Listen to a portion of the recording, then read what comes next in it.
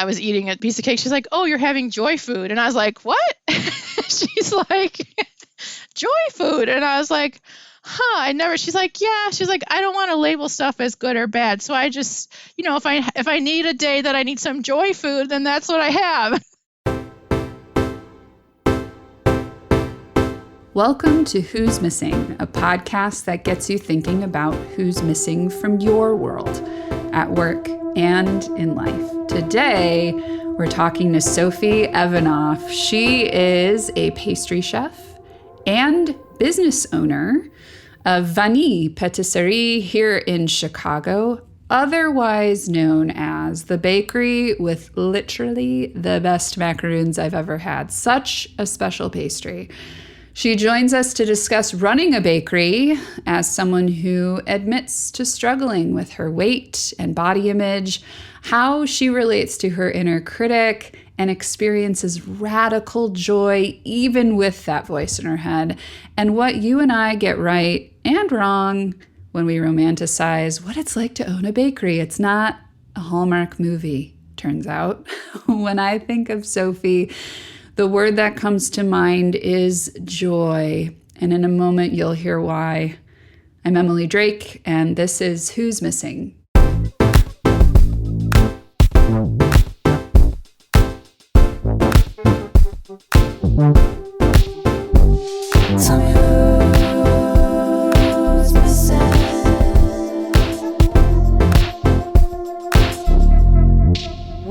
In the world right now? Where is this place? I am in my office, which is in the basement at the bakery.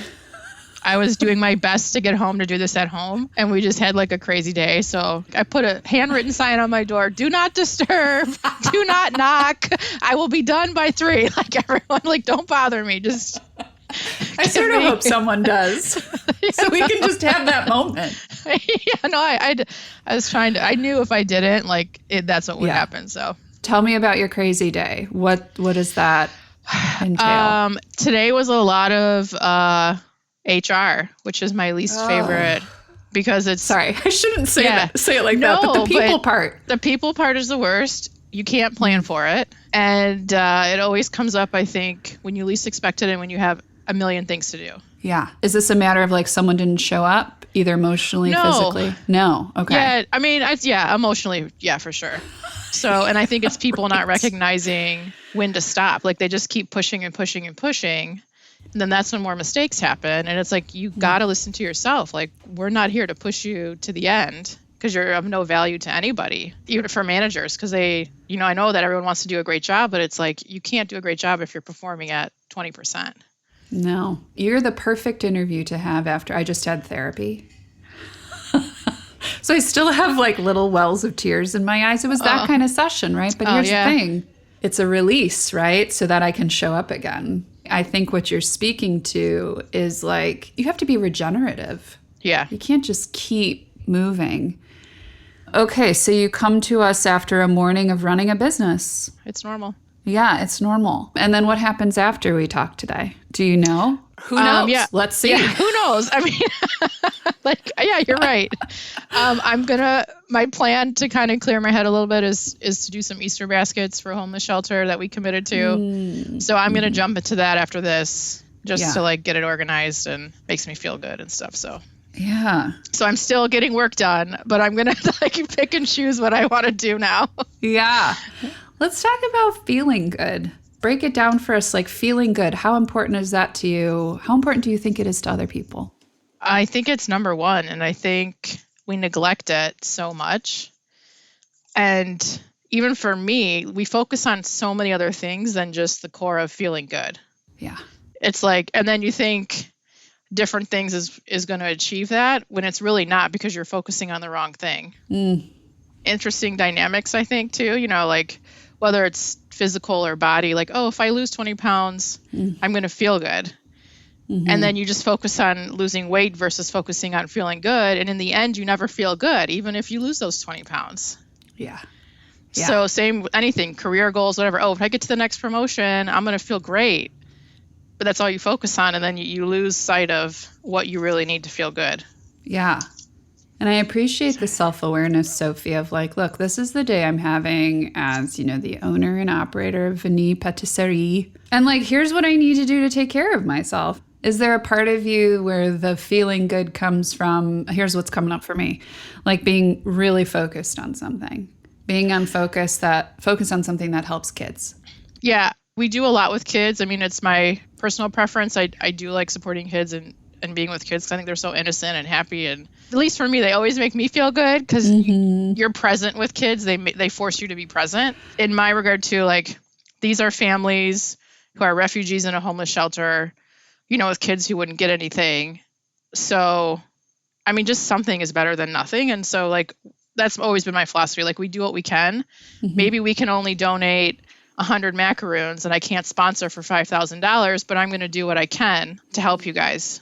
And that's even minor things too. When people give back to us or help us or support us, like you, for example, it resonates so much. And like, I don't forget those things because when it's just so genuine and authentic and you just want to help, you feel it. Yeah. So I get this like sort of enjoying what kids teach us and remind us of. Okay. Yeah. Like it's not that serious. We had a guest on last season who talked a lot about like, okay, nothing's that precious. So relax. Do you think about yourself as a kid as it relates to like just interacting with kids and like, what is this job? What would it have meant to you as a kid to be who you are today? There's a huge part of me that's kind of like a big kid. I mean, I do seasonal phone cases and I can't tell you like how many adults are like, you have a seasonal phone case? I was like, yes, I do. I'm 40 and I'm proud of my Easter bunny phone case. And then like, because I mean, to me, it's the little stuff. And that's what kids, I think, are so good at. I had a customer come in last week who I've seen a few times, and she was going to swimming class. She's 2 years old. And she showed me the monkey face that they teach them when they go underwater. And I wish I could have videoed it because it made my day. And she kept doing it because I was just laughing and she knew I just really liked it. In this line of work, because it's so stressful and can be so fast paced and it's redundant, when the kitchen, and you have to make 2,000 pieces or it's just the same thing over and over. Yeah. We like to have fun and goof around because it lightens the mood. And I mean, here when we have birthday parties for staff, we do themed birthday parties. So like we'll buy like kid decorations. And like all these adults are like getting into it, It's important to have that spirit. I mean, I think when people lose it is sad, because you forget how you need to be playful. A lot's coming up for me just as I'm listening to you, thinking about my own childhood, and then like this process of growing up sort of strips you away of like, right? Yeah. And then you said you're 40, I'm 43. Like, I feel like in the last few years, I'm like, well, here I am again, like 8 years old. Like all the best parts of me are back. Yeah. Do you feel any carry through from like how you were raised and what your parents told you and like how you experienced being a kid into being an entrepreneur now? Like, how are you the same? How are you different? I think it really depends to how people grow up. So my parents are divorced. So I grew up a little, differently. They got divorced when I was 10. Got it. So I had a lot of like going back and forth to houses on holidays, and a lot of those things I didn't really have. And it wasn't because they were bad parents. It was just because they were going through a lot of shit.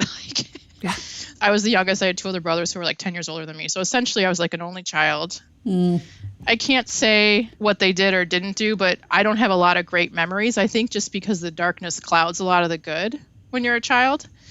So as I've gotten older too, like I decorate a lot at home, like seasonally and all these stupid little holidays. And I still have like themed throw blankets that I change out every month. I love it. 'Cause I mean, like I didn't really have that it's just what I like now. So, so it's in a lot of ways it's healing, I think.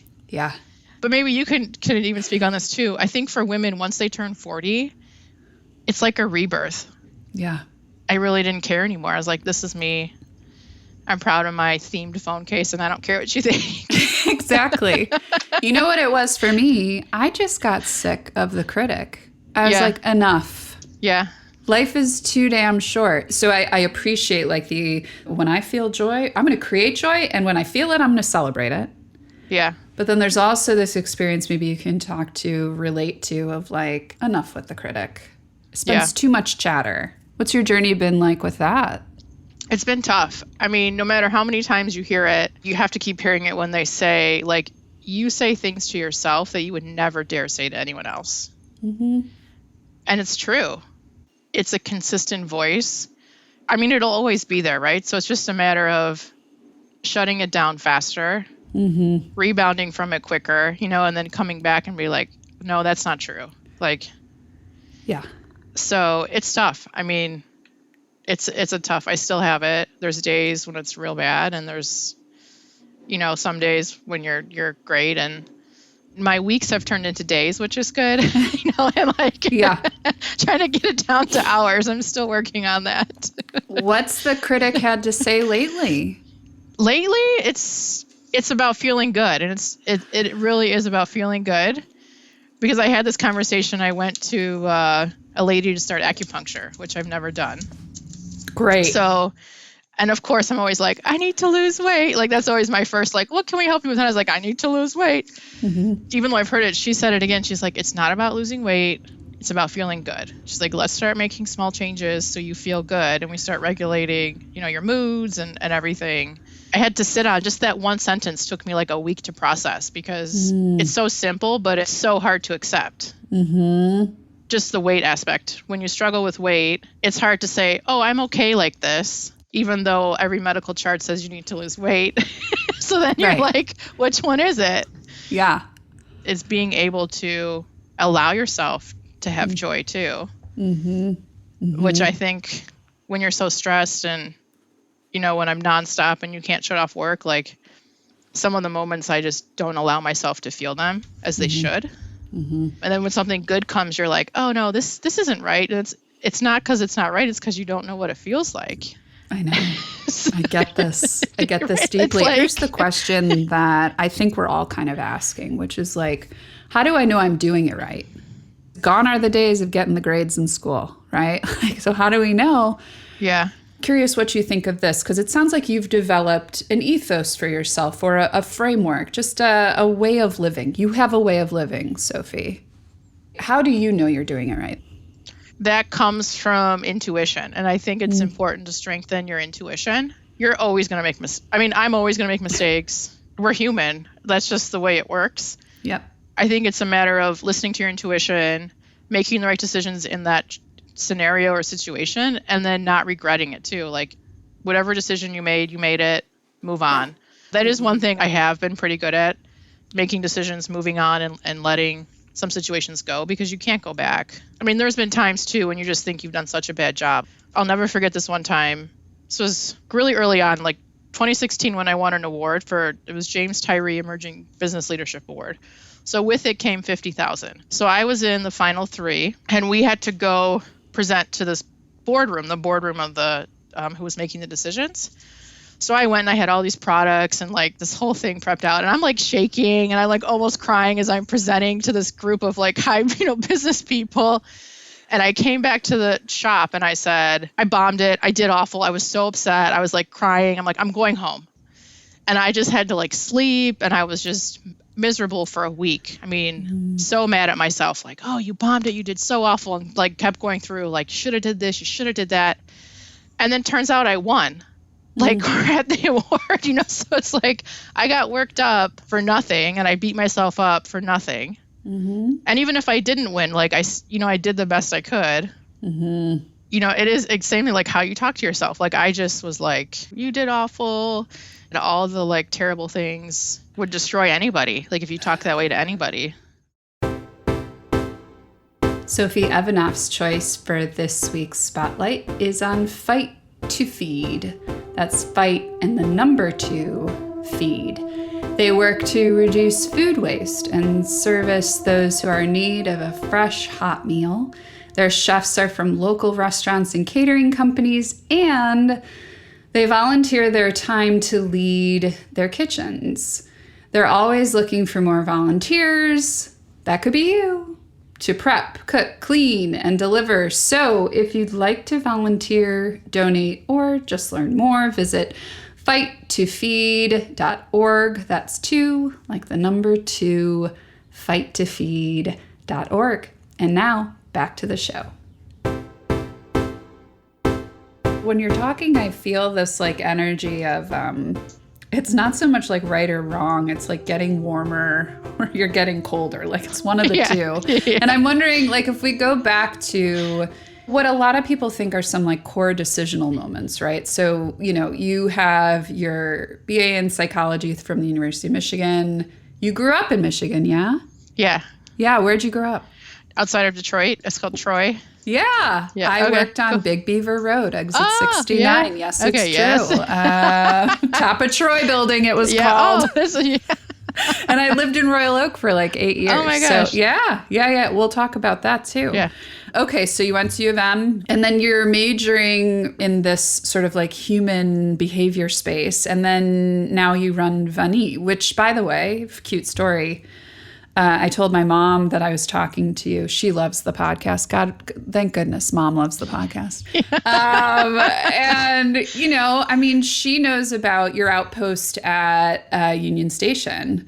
It's Union, right? Am I getting that right? French Market, yeah. French Market, sorry. Ogilvy. Yes, Okay. French Market at Ogilvy. So I was wrong. I was very wrong.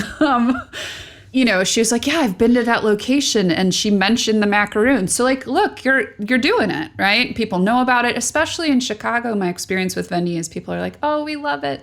And like, oh, we love Sophie. Help us get to the place where you're running Vanille Patisserie from growing up in Troy, Michigan. I always liked baking. I always wanted a business. Like in high school, like talking about owning a cookie business, and I wanted all these things. And I wanted to go to pastry school out of college, and my dad was like, no way. You're going to college. You're not going to culinary school. Right. And, you know, and he's like, it's so hard. And he was like trying to talk me out of it. And now I understand why, but still like, and then he's like, well, if you want a business, like you should go to business school, like take business classes. And I was stubborn. I was like, absolutely not. I'm not listening to you, like forget this. I bounced around. I started at a community college because I was just so mad that I couldn't do what I wanted that I didn't apply to any colleges my senior year. I was like, well, fine. If I can't do what I want, then that was my attitude. Yeah. Then I was like, and then my mom was like, this is not right. Like you need to do something, like, let's get your, so I listened to her. So she kind of had a coming to Jesus moment with me. I always found myself taking psychology courses. It was more for me because I wanted to understand myself. Yeah. I mean, I even remember reading like relationship books at like 19, just to understand my parents and things and how it affected me. And no, I still like baking. Like I still have this passion for baking. So I moved to Chicago for the French pastry school. I like being in a kitchen. I knew I never wanted to be a chef per se. Like that was not my calling. I knew that. Mm-hmm. So I worked in a few places, and then Vanille was actually an existing business that was going to file bankruptcy. So it was founded by my former pastry instructor and his wife, who are amazing chefs, but they didn't really like the business side. And it was a whim. I was 29. I just called my dad and I was like, hey, let's look into this. It was just kind of like for fun. Yeah. And so we acquired in 2011. Okay. And it was just crazy. I mean, I had no idea what I was doing. None. I mean, at that time, I didn't even have an office. It was much smaller. So I would go out in my car and cry like almost every day. So I just didn't know what to do. Yeah, I just didn't. And I would call my dad. My dad was in Michigan. I'm like, I can't do this. Like, I don't know what to do. And just crying. And it's tough. It's definitely not easy. But through it all, I mean, we've made mistakes. We've, I opened too many stores. We overexpanded. And then COVID and wholesale and weddings and you name it. Like we created like a private label for a company that ended up not working out, and so all the money we invested. So at this point it's like whatever. But through it, I learned I like running the business. I like being with people. And when they talk about what's your why, my why is really making people happy, and just my medium is pastry. And it's hard because, as I've mentioned, like I struggle with weight. So it's like I own this bakery. That's like my purpose and my why. And then, I can't get I still don't have the answer to that. I'm still trying to figure that out. But yeah, I mean, so interesting. All of this is interesting. I have about 400 questions for you, but let me stick with this last thought. So I'm watching Stanley Tucci's series on CNN about Italy. I've heard it's great. Oh, yeah. I'm going in the fall. Okay. Going to be eating things that I feel like if you look at any headline, they're like, don't eat these things, right? You're eating pasta? What are you, crazy? You can't do that. You're eating bread? That's insane. But look, Italians, right, have a completely different culture in so many ways. But like, I just get curious about labeling things as like good or bad. Because, you know, and even I live with an almost 9-year-old. She doesn't have judgment about it. She will, I'm sure, right? So the relationship that you have with the product you make, how has it changed over time? You know, I hear this through line of like self-love increasing and like joy being really important. You've got to reconcile with the critic. But it sounds like you're staying the course, Sophie, right? Like, I'm a pastry chef. I'm a business owner. I also struggle with what I think about what I look like and what I weigh. And is those just things that you have to live with? A lot of it is acceptance, which I'm still working on. Mm-hmm. I mean, I know self-love and acceptance are definitely, they're related, but in my views, they're different. This is going to sound crazy, but I can love myself without accepting myself as is. That's where I think it's a little, haven't fully dived too much into that. But it is, when I am more joyful and in a better energy and higher vibration, I don't eat just to eat or like stress eat, because I'm real good at stress eating. And here it's awful because there's scraps and all kinds of stuff upstairs. But when I'm home, I'm much better. But it's being more mindful too when you're eating. And then ironically, how you said good and bad, I was having this discussion with my cake decorator and I was eating a piece of cake. She's like, "Oh, you're having joy food." And I was like, "What?" She's like, "Joy food." And I was like, she's like, "Yeah." She's like, "I don't want to label stuff as good or bad. So I just, if I need a day that I need some joy food, then that's what I have." And I was like, "Okay, I'm adapting this, and this, then it makes it sound much better." Yeah. So I really liked that. So it wasn't like good or bad or anything. So that kind of helped. But I'm still a work in progress for sure. Yeah. And I think, at least in my experience with that, and I know when you were talking to Christine in your pre-interview, you mentioned this, and it really stuck with me, which is like, okay, that happened. Yeah. Versus sort of dragging it through the next day and then like making it about who you are. Yeah. Like letting go of the shame piece of it, right? Like it happened. Okay. And like, at least for me, like I know when I can be more controlled and when I'm not. So like sometimes if I want chocolate and I buy it for home, I can eat a few pieces, but then just knowing that it's there kind of like instigates me to have more. So sometimes I will buy something, eat a few pieces and then get rid of it just so it's not a temptation. Yeah. Food is it's a whole thing. It's totally a whole thing. It's a whole thing. Yeah. In all of the conversations that I have with people, there's a lot of interest in like feeling good, but not a lot of interest in reflecting on like what makes you feel good and then claiming that. Yeah. And being like, this is my stuff. I love this stuff, Yeah. Is there anything that you feel like brings you joy that's unique to Sophie in a way?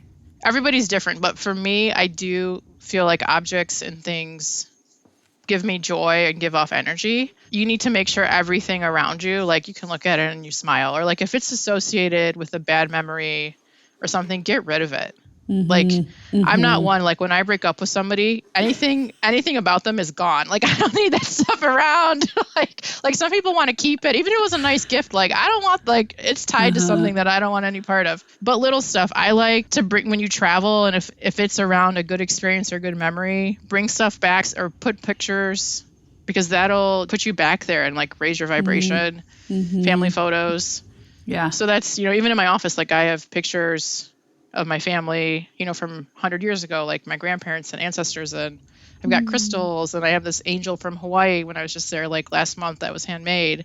Do you have children? I don't.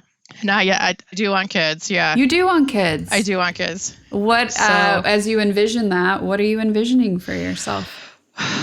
That's a tough question. I'm kind of like going through that right now, actually. And what I've found out from women I've talked to is I think so many women go through fertility and motherhood questions and things, but nobody talks about it. I mean, like really close friends I've had, and I've brought it up, and they're like, "Oh yeah, I went through this. Did that." And I'm just like, "Wait, what?" Right. I don't know why there's such a like shame around it. Like I mean, I'm just from what I'm discovering. I mean, it surprises me. So you have to take my age into account. I'm 40. There's some restrictions. I'm single, so there's a couple factors. So I don't know. I mean, I still have some time to play with it, but I started to explore options and things. Yeah. Like I literally just started within the last 2 weeks, so it's very new for me. My gosh. Yeah. Welcome. I mean, I'm not exploring, but it's like, welcome to the conversation. I feel like when you peel back those layers of who we are and you're like, this is my truth, man. I want a family. And like, all right, so how do we make that? Like, how do we do what we can? It's hard too, because everyone always says like, be present, don't worry about the future. But there's a certain part of us, I think we have to plan for the future, and we have to think about that. Yes. And same, like I never thought I'd be 40, unmarried, no kids, and if I was 30 or 32 looking at freezing my eggs, I'd be in a much better position, but no one talks to you about that. Right. And no one encourages it. And I come from an ethnic household. And so, anytime it's like, oh yeah, no, you'll find somebody. No. So like, just wait for your husband. So when you say ethnic household, tell us more. My dad was born in Macedonia and my mom is Serbian. She was born here, but it's still a different, culturally raised, different than I'd say American. Yeah. What are Serbian and Macedonian desserts like? They're very similar. So like baklava. Aha. So Macedonians have a lot of Turkish influence from the Ottoman Empire. Yeah. Same, like a lot of nuts, walnut torts. Keep talking. It's great. A lot of, it's good. It's so good. So I was, sort of thinking about how I imagine when I tell people I'm going to be talking to you and, I too, Sophie, have followed you and know about you and, just admire you. And it's what I love about Chicago, like how we're all connected here in the city. People often have this fantasy of what it's like to, I'll tell you this, like I'm an accountant today at a Big Four accounting firm, but someday I'm going to open up a bakery and it's going to be on the corner and it's going to have a bookstore and it's going to have a coffee shop, right? So do you think running a bakery is something we romanticize? Yes. Oh, great. So tell us how it's more challenging than we know and better than what we can imagine. Yeah. I can't tell you how many people come to me too, or like, I love baking. I bake at home and it's my passion. And I want to open a business. Like so many. And I think that's what people don't understand. If it really is, if it's a hobby and it brings you joy and it's your stress release, it's not your profession. It shouldn't be your job. And there's people who probably disagree with me on that. But if it's really like you just want to bake a cake and you're having fun with it and you're listening to music and you're just at home and you're like de-stressing, leave it as such, because you're gonna lose your desire. I don't bake anymore. Like I have no desire to bake whatsoever. But I mean, running a bakery is still a business. Yeah. And it's a hard business. Even restaurants, I mean, it's the same energy, but bakeries have such tight margins, more so than restaurants and bars and things where there's liquor and there's a higher, profit on drinks and things. And we're so labor intensive. And I blame TV because the cake shows and they show like a quick 30-minute TV show and then the cake is done at the end when it really took all week, so you don't see that. And then the other issue that hurts us is so many people who like to bake at home and then sell it. They're not selling it for a profit. They're just selling it for fun. So when someone comes in and says, oh, well, my sister's friend will sell me this cake for $50, how come you're $300? And it's like, well, look around. Like one, we're a real business. We have insurance and we have employees and taxes. We have bills to pay and taxes. So that really hurts too, because people don't fully understand what it takes. When we started this, the HR issues, we have wholesale accounts. So too, there's accounts payable, there's accounts receivable, and then there's collections when they don't pay, and hiring and firing when someone doesn't show up. Who's responsible? You are. The marketing, the social media. Like our website is outdated, and now I'm getting quotes to get new websites, and these quotes are just crazy. And I'm like, well, I might just be outdated for a little bit longer. Maybe it'll be like what's like retro. Yeah. Not outdated. It's retro. I'm like, the cost, like, it's just not quite in the cards. What do you think about that fantasy people get right? Like, what is right about it? The only thing that's right, I think, is the customer interactions. Like, we do bring people joy. Like, when we are out front, and people get really excited to see all these pastries, and they leave with a cake and they're really excited. I mean, that is the part I think why we all do it too. Yeah. And the kids get so excited when they see the colors of the macaroons, and it's fun to watch. If you could, and you are talking to current and future customers, what do you think it's important for them to know about, like, what might sound a little grandiose, but like what pastry can offer, what the importance of shopping local means, how much it means to you to have a customer once, but then maybe a repeat customer, just a little bit about interacting with the community and your clients. Supporting local and shopping small is super important. I don't think they realize, like, even if they come in for a coffee once a week, that adds up for us. And it makes a huge difference. And that's, I mean, even like a macaroon a week. And we want suggestions, obviously positioned in a nice way. Like, some customers don't come off the right way. We're here to serve you. And, you're here to keep our doors open. We need each other, really. And that's how I feel in general, too, about community and why we're so involved, because we wouldn't have made it through COVID without them. As customers, small businesses particularly, like, you have to give us grace, because usually the small business owner is doing everything, and we're going to make mistakes. It's just what's going to happen. I mean, honestly, I hate review sites. Come to us first, see how we fix it. If we can't fix it, if we don't address it properly, if we don't make you happy, then go off and say how awful we are. We're in a world that I think people just forget that business owners are people, and small businesses, generally the owner is the business. What are you excited about as you just watch the way people engage with Vanille or, consume what you create? What are you seeing in terms of like how the way we're eating and consuming is changing, and like how that's affecting business? And what's your on the ground observation about that? I think people do look for small little things for enjoyment, and pastry does provide that. They can come into the store and sit down, and even 20 minutes or 30 minutes, of being present and enjoying a dessert, makes a difference. We don't offer Wi-Fi in the store. I never have. We're looking at starting classes here. It's been something that we've always talked about and people have wanted. So we're kind of in the process of just seeing what Vanille 2.0 looks like. I'm sure there's a line of people waiting at your door for something or other. So it's been pretty quiet. Good.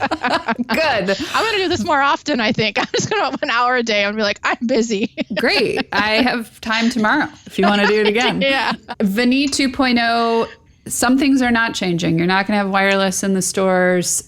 And I love that. I love the philosophy behind it. Like, you're here to enjoy and connect and be present. And you're spending a lot of money on these pastries. Like, sit and enjoy it. Yeah. Just. God damn it. Yeah. That was me editorializing. The macaroon is the staple of the business. Is that fair to say? Does that change in Vanille 2.0?